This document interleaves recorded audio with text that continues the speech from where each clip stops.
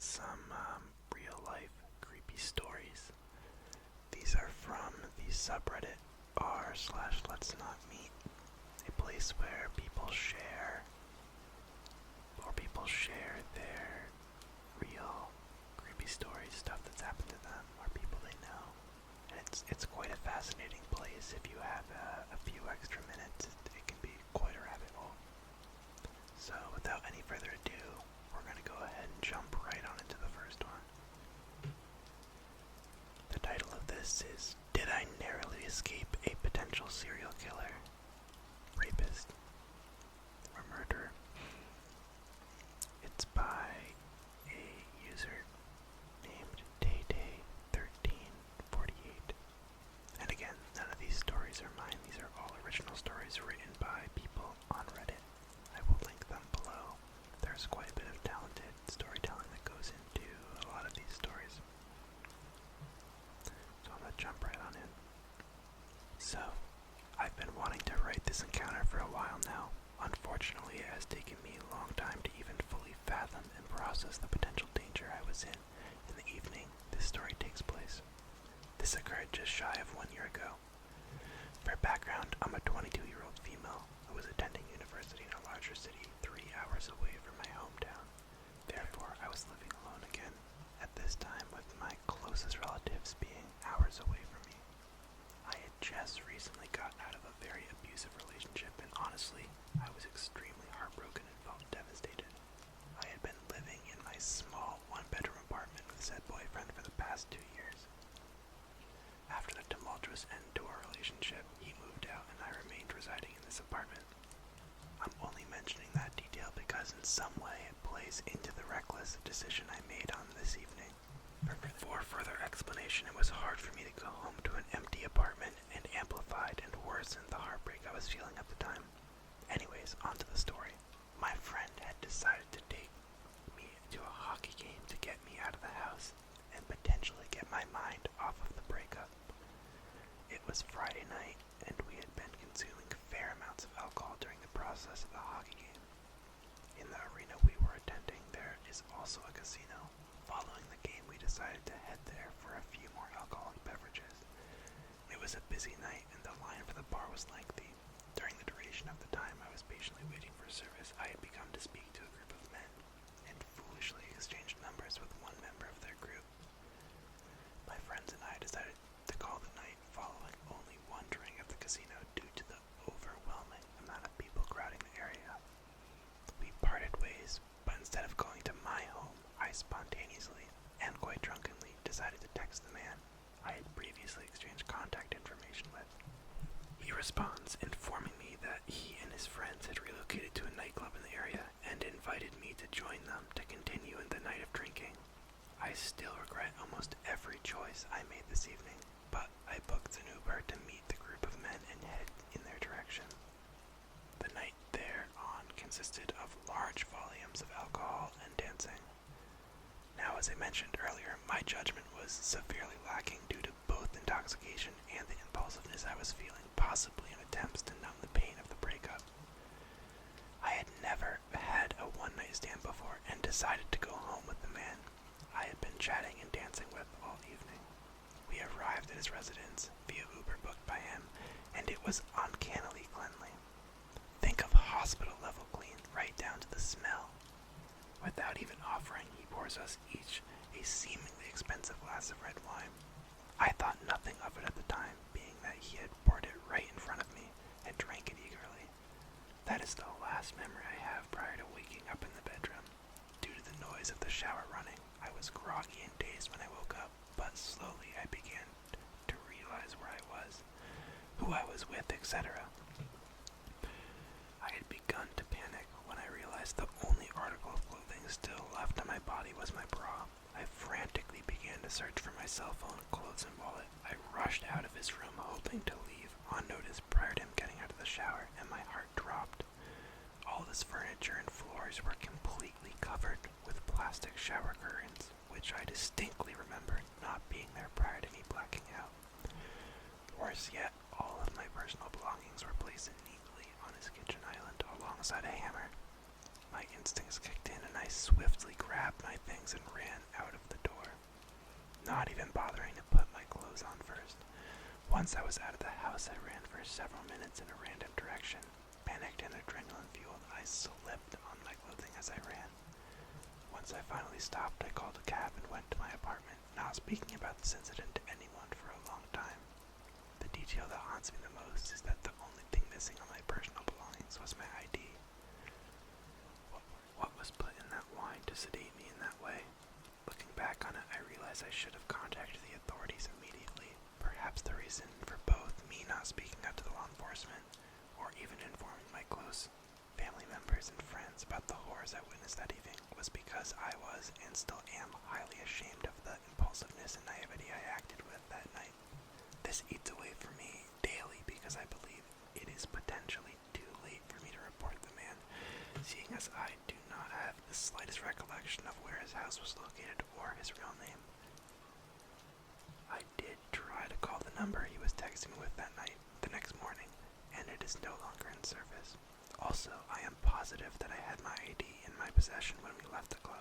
If anyone can give me advice on how or if I can pursue this, I would be forever grateful. It weighs on my conscience to be in constant fear that he has hurt other females prior and since my encounter. I was not in the right state of mind, not attempting to contact the authorities sooner.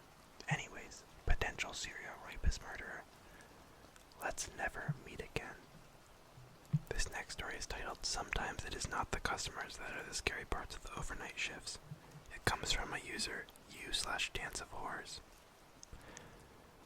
To give the context of where this story is based, I live in a small college town near a small to medium-sized city. The town itself doesn't have a lot of people, and is mostly here to cater to the demand that comes from the college.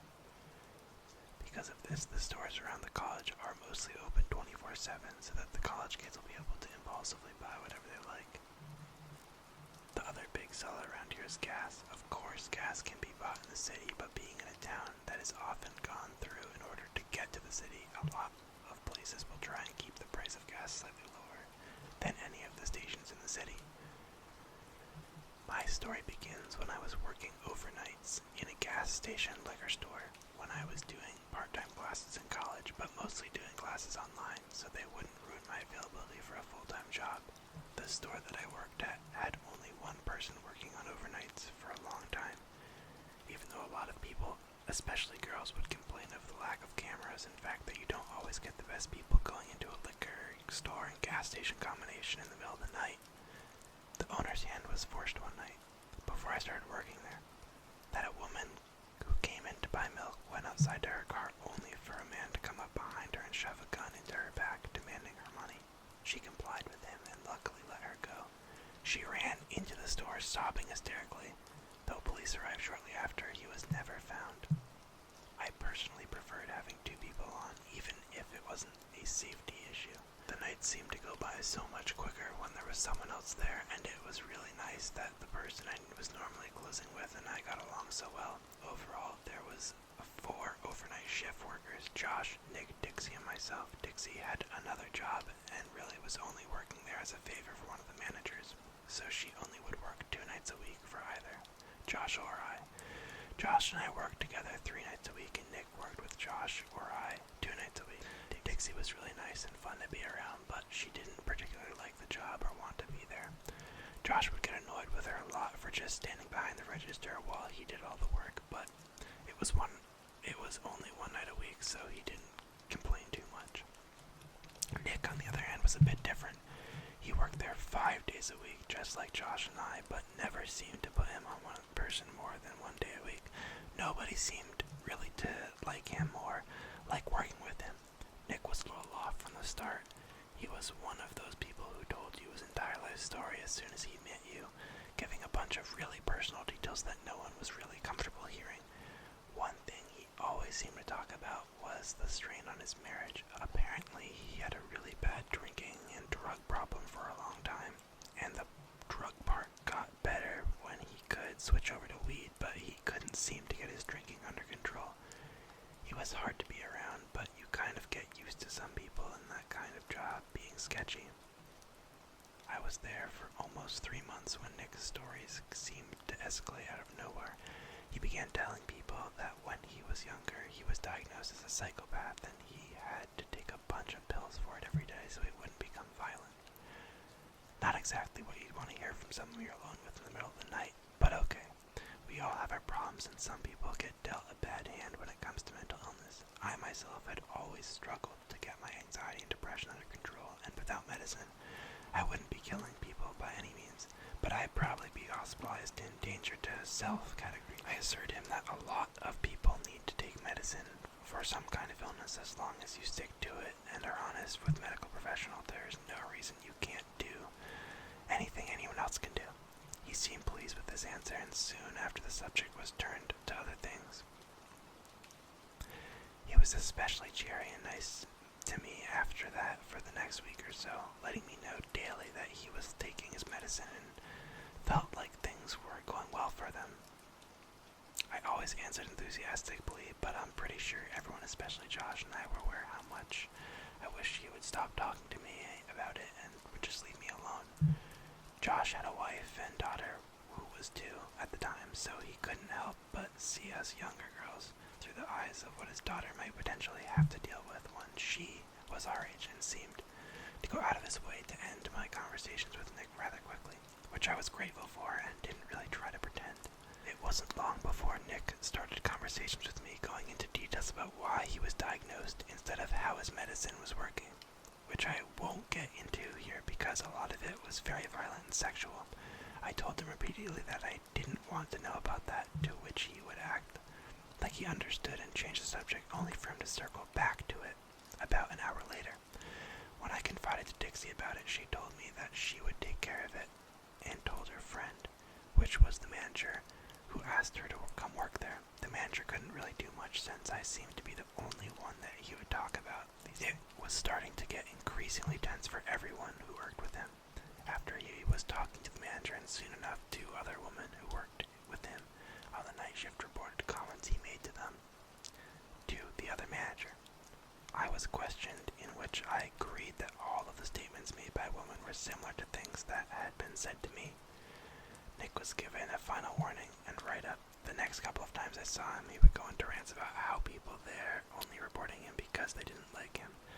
I assumed he didn't know that I had been questioned too, and neither Josh or I had intentions to tell him. He got so angry at one point that he practically was in tears, saying how lucky those cunts were that he was on his meds and what he would do to them if he wasn't. Luckily, it was about that point that his shift ended, and pretty much once as soon as he clocked out, Josh told him that we had lots of work to get done that night, so we didn't really have time to chat with him.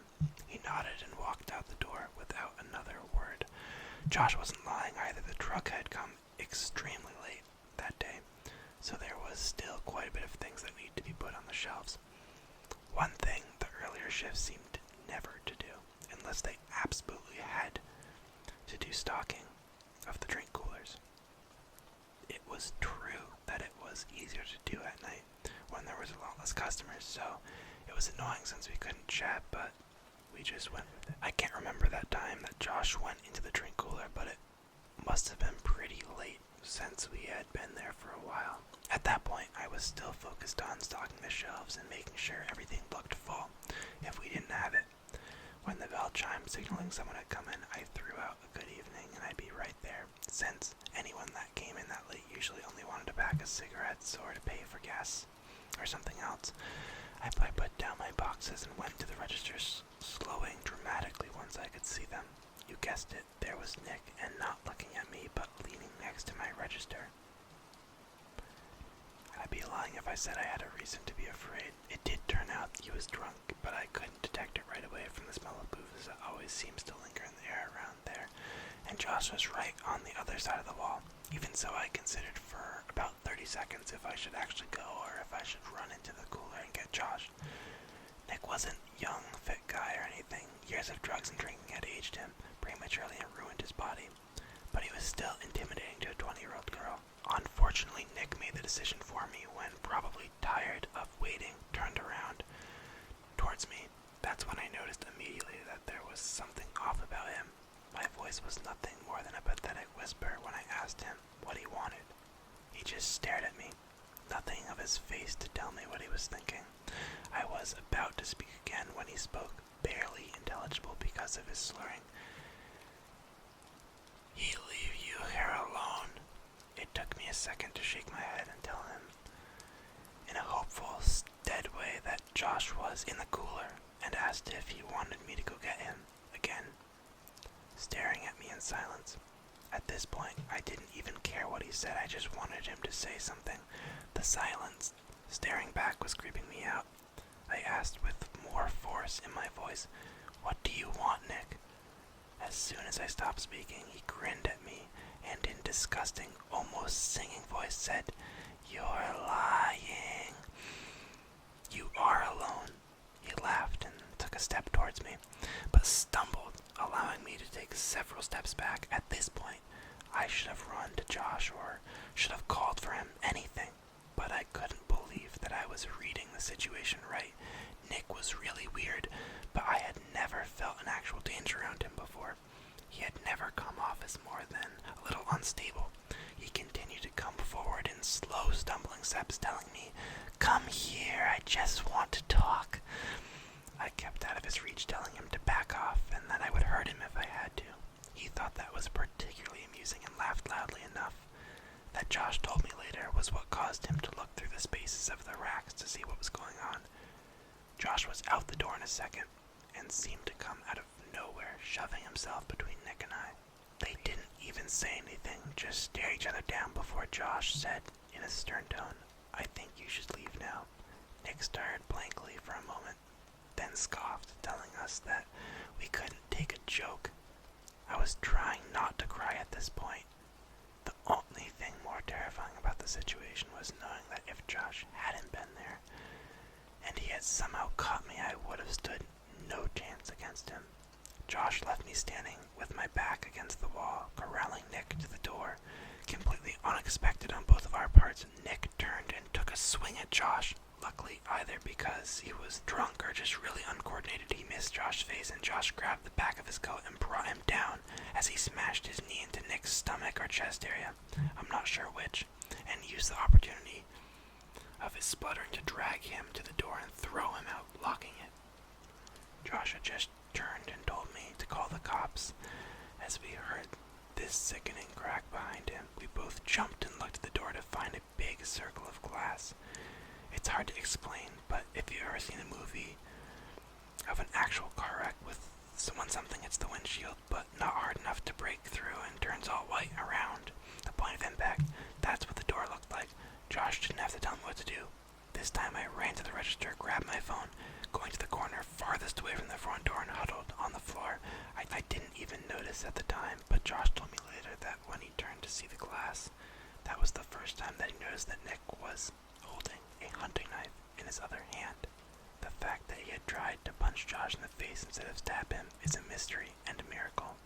I was sobbing when the operator picked up the phone. I don't even know how she understood me.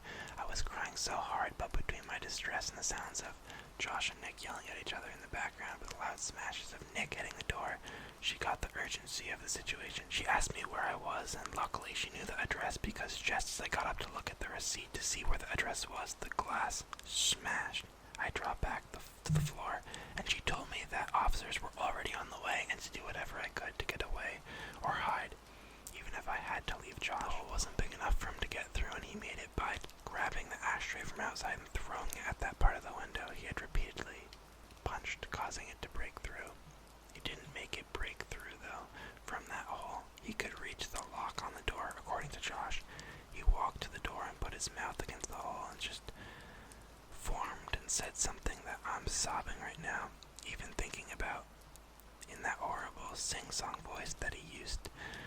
The first time I had talked to him that night, he said in such a happy tone, "They're never going to find you, Dill." Needless to say, as tough as he was acting, Josh was shitting bricks as much as I was. He was older than Nick, in his mid-30s, but he was a beanpole and wasn't exactly known for his fist-fighting skills. Even so, as soon as Nick unlocked and started to open the door, Josh smashed his body into it, knocking Nick backwards from the impact. Josh yelled for me to run, and even though my legs felt like they would give it at any moment, I ran right behind him to the receiving doors in the back of the store. Nick was cursing and yelling for us as the door jingle went off. Josh slammed into the back door, cursing in pain. As he realized that it wouldn't open, we found out later Nick had pushed the dumpster in front of the door, locking the wheels against it before he came in. We seemed to both realize at once that he had actually planned to kill us. Nick rounded that corner, still doing that awkward stumbling walk, though faster now. It at least gave me the time to slam the back room door shut, lock it. I was sitting in front of it, Josh bringing over anything he could to find to barricade the door shut. When Nick reached it, he must have heard me crying because he kept calling out my name, telling me that I wasn't who he wanted. He would make sure that I died before I even felt the pain if I opened the door. He then started stabbing the door, screaming at me to open it. I screamed and moved when he stabbed it the first time, but Josh and I both moved immediately to hold it shut again. I remember Josh and I making eye contact. We were both crying by now, and I wanted so badly to say something to comfort him, but I couldn't think of anything to say. I had dropped my phone when I ran to hold the door shut, and neither of us could get it. So we had no idea how long until the police got there, and the door was made of wood, so it wouldn't last long against his body slams, and offered no protection if his knife went into one of our hands. All I could think about was that I was going to die here, that my dog would never know why I didn't come home, that I would never get my degree and have enough money to actually start enjoying life, that all of the plans for my future my girlfriend and I had made would never happen. In the most anticlimactic and wonderful finish ever, it suddenly went silent. There were no police car alarms, no yelling, nothing. It was as if Nick had just vanished.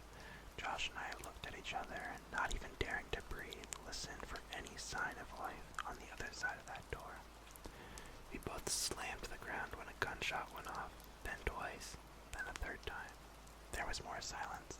Then a voice rang out, asking if anyone was here. We weren't sure if we should say anything. Then the voice continued with his name, and that he was an off-duty EMT who had been listening to the scanner. Josh got up and pushed things aside in front of the door, opening it just enough to put his head out of it, and when it seemed like all the breath just left him, he opened the door and went out into the store, relief all over him. I ran and grabbed my phone, seeing that the call had disconnected or the dispatcher had hung up. When I went out into the store where Josh and I, our rescuer, was, he was in the middle of explaining how the police over the scanner were sending a bunch of cars, but that they were all pretty far away, and how he had a horrible feeling that they wouldn't get there in time when the dispatcher was telling them what they'd find when they got there.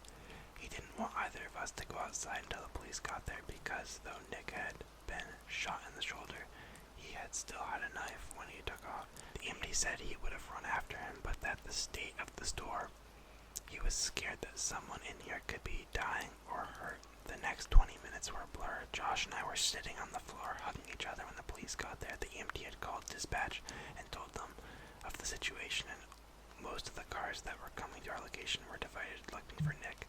It was soon after that Josh got to use his phone to call his wife, and she came right over, only bringing their daughter, because he begged her to. He seemed to completely break down when he held his daughter and hugged his wife. I had an extremely similar reaction when I finally got to go home and came in seeing my dog, body wriggling excitedly, proudly displaying his flamingo toy for me as a welcome gift to my home.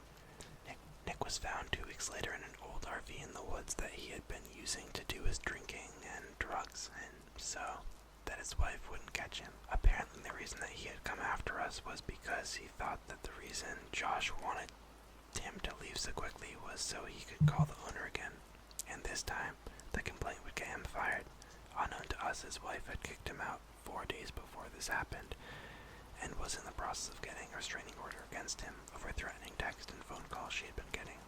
He stated that his job was all that he had left, and Josh needed to be punished for trying to take that away from him. He said that I wasn't the target, and he didn't want to have to kill me, but that he knew he would have a much better chance of killing Josh with me there than Dixie, since Josh would be more likely to face him to protect me. Neither Josh or I called the owner or even a manager over his comments that night, though maybe we should have. It was disturbing what he was saying in hindsight, but we were so used to him being a creep and saying really reckless at that point that it didn't even register to us that he could be serious about trying to hurt someone. I had known him for 3 months, and Josh had known him for 6, and he had never done anything violent towards anyone. Everyone just thought he was all talk. We also put faith in the fact that every employee has a background check before they are hired, so it's not like Nick had ever been violent before. He took a plea deal so that the 2 counts of attempted murder would be dropped and he would instead go to a mental hospital for offenders. The reason that I'm writing this story now, other than the other stories on this sub inspiring me, is that I got a call 2 weeks ago notifying me that as long as there is no setbacks to his health, Nick is set to be released on June 8th of this year. When I called Josh, he said he had received the same news the day before. Neither Josh or I work there anymore, and Josh has since moved away to another town on the other side of the city, and I have switched to going to college completely online and am in a new place that I'm renting with a roommate.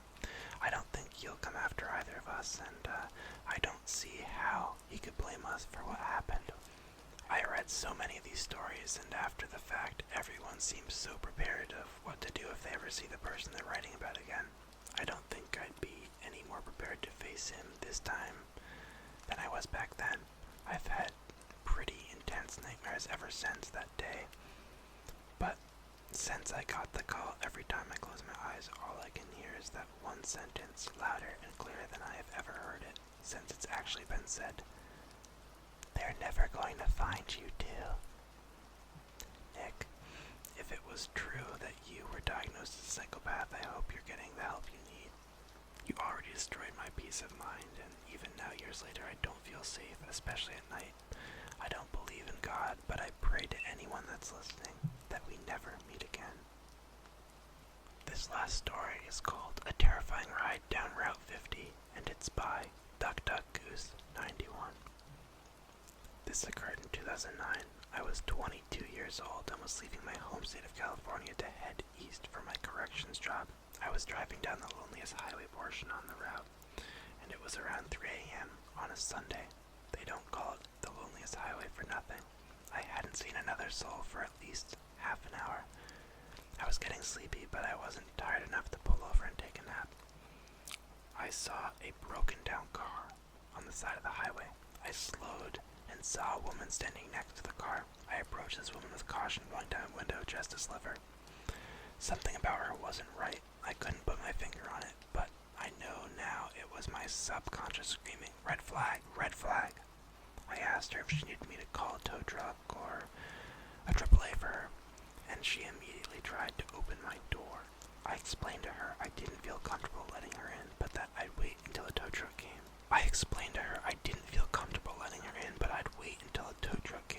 She immediately got this look of rage on her face and started berating me. "You're a big man, what am I going to do to you?" And saying I was cruel for not letting her in. This is where I fucked up. I can see this now, 10 years later. I am begrudgingly unlocking my door, figuring she's right. She's at most 5'2", and I'm over 6 feet and have 100 pounds on her. She looks to be about 90 or so pounds. She slips in and asks who I can call. This was 10 years ago, so I had a little BlackBerry slide at the time. She starts telling me she'd just prefer if I give her a ride to the next town. Now I'm starting to realize I done fucked up because she's avoiding eye contact and she's fumbling in her purse, and when I mention calling for help, she gets aggressively demanding that I take her to the next town. I'm so busy trying to unfuck this situation, I miss a man who either was hiding in or near her car. It wasn't until he was almost to my driver's side door that I managed to catch him in my rearview mirror. Flight or fight kicked in, and I put my car in drive and sped off. As the fucker was reaching for my car door, I sped off and heard a ping noise, and then my rearview mirror exploded. He was shooting at me. The adrenaline alone had me going near 90, and by this time, a homegirl realized in whatever drug-induced stupor she was in, her little plan was futile. She started hitting me, telling me to stop and let her out. When I reached enough distance, I did just that, pulled over, and demanded she got the fuck out. She started going for the oversized purse she had brought, but I had enough, and I was literally shaking with adrenaline. I reached over, opened the door, shoved her out. I tried grabbing for her purse, but she managed to hold onto it too. Not before dumping half of it in my passenger seat. I sped off, my door still open. I waited till I got a good distance from her and slammed it shut and locked it. I clenched the wheel and drove, if on something, autopilot. It wasn't until later that morning I pulled into a Denny's and realized how close I was to pretty much dying. I had a good cry and then realized a bunch of her things spilled into my passenger seat. Most of it was nasty, wadded up napkins, a few tubes of lipstick, and drug paraphernalia. I had considered calling the cops or finding a highway patrol officer. I did do something stupid. I tossed all of our things that had fallen into a trash bag and threw them away. At the time, I had the dream of becoming a cop, and I knew if I got caught with drug paraphernalia that would be impossible. I didn't think they'd believe me that the drug paraphernalia wasn't mine.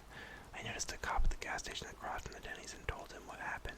He pretty much berated me for pulling over and then letting her in. He did say that he'd look into it, but I doubt he did.